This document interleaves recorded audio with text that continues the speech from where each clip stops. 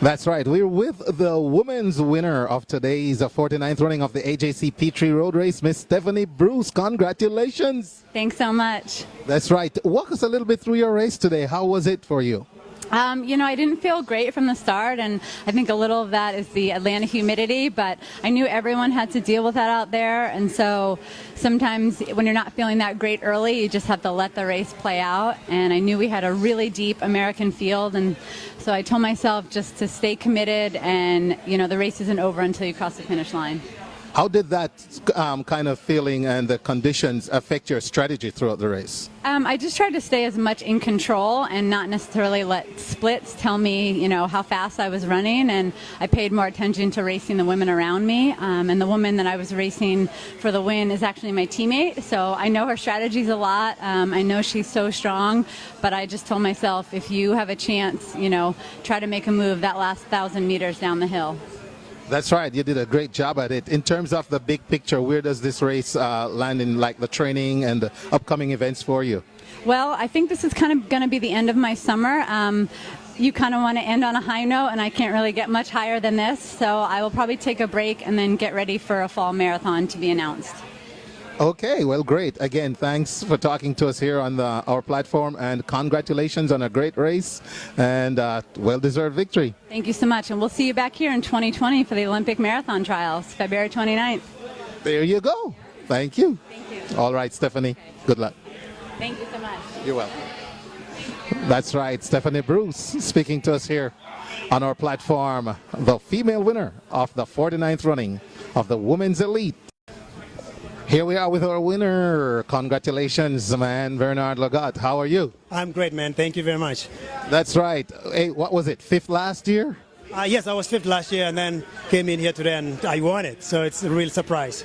You're surprised? I was about to ask you what was different this year, contributing to the first place finish. I think learning the course, and then just from that first race that I did last year. So I learned the course and then I studied it. And then I went back and I knew in order for me to win or even come third, I wanted to do something different, and I wanted to train properly for this race because of the hills. So I used the hills in Tucson. I used to drive for 45 minutes every week. My coach tells me, you have to do this. And those hills are so tough, it's so rough because of dirt road, and I made use of it. It helped me immensely. And so when I came over here, I was really confident. So we drove here yesterday to the course again because I wanted to see some strategic position where I would run hard or maybe relax. I know if I'm at this point, what do I tell myself? So those are the things that I was working on entirely, and I didn't want to leave any gap to develop. So I just wanted to be with everybody from first try until the end. Tell us a little bit about your strategy during the race. A lot of us at the finish line didn't get to see a lot of how it played out. What was your strategy overall? Just a quick overview of your strategy in the race. The overview, first of all, when the gun went on, or I guess that horn, I wanted to be in front. I wanted to make sure that I'm not going to be left behind, so that I have to make the chase. And then coming downhill, I wanted to make sure that I conserve a lot of energy. I don't want to burn myself coming down so hard. But then when we started going uphill, I don't want any gap to develop. And so I had to just make sure that I know which marks. This is mile 3, this is mile 4, 5. And then once you're at mile 5, it's just only going to roll a little bit, and then that's it. Turn on 10th, and that's basically you're seeing the finish line. And that is exactly what I wanted to see. I wanted to see the first line when I'm with the top 5 guys. But then I saw the finish line when I'm with only 2 guys in front of me. So it was fantastic. That was the strategy I wanted to see today. Awesome. Congrats on that. And then what about the conditions? How did that affect strategy? Oh, conditions today were not bad at all. In fact, I was really running in there, not feeling anything. I did not even drink anything on the road, just concentrating on just running. The thing is, what sometimes people forget to do is just concentrate. Just they want to get water because they feel like they're tired, and then you change the strides. Just stay with your strides. Mark one person that this guy's dangerous, and then that's it. And so I did that way. Running the tangents, I wanted to make sure that I don't run any extra distance. So basically cutting it while everybody is still on the other side. When some of the guys who knew how to run those tangents, I was following them. But I know so and so is still ahead. That's good. So I don't want, once they're behind, I don't like that because I know they are tough.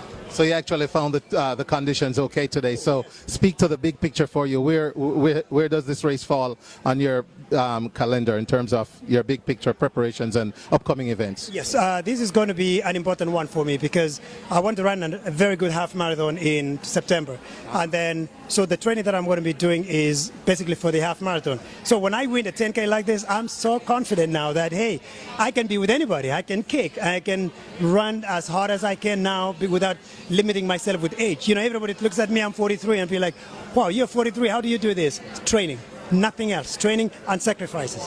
Like, I'm not home with my kids most of the time, and I wanted to be with them. I wanted to do so many things, gymnastics for my daughter, and the thing is I sacrificed to go to training camps and just do this, and today this is for them. Well, thank you on behalf of all the men over 40, and congratulations, and we'll be keeping up with Bernard Logutman, our winner here at the 49th running of the Peachtree Road Race. Thanks. Okay, man, thank you so much, sir. All right. Thank you. More to come right here on the platform, Peachtree Road Race. All right. Okay, so we're here with Aaron. He ran second in this race, man. Tell us a little bit about your race today. How was it?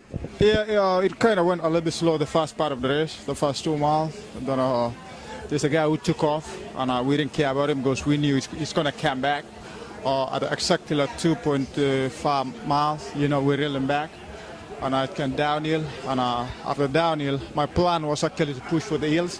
So when you hit the hills, you know, I was just pushing real hard because I knew to destroy everyone because I don't have a good kick. Right. So my only way to do it was just actually destroy everyone by one.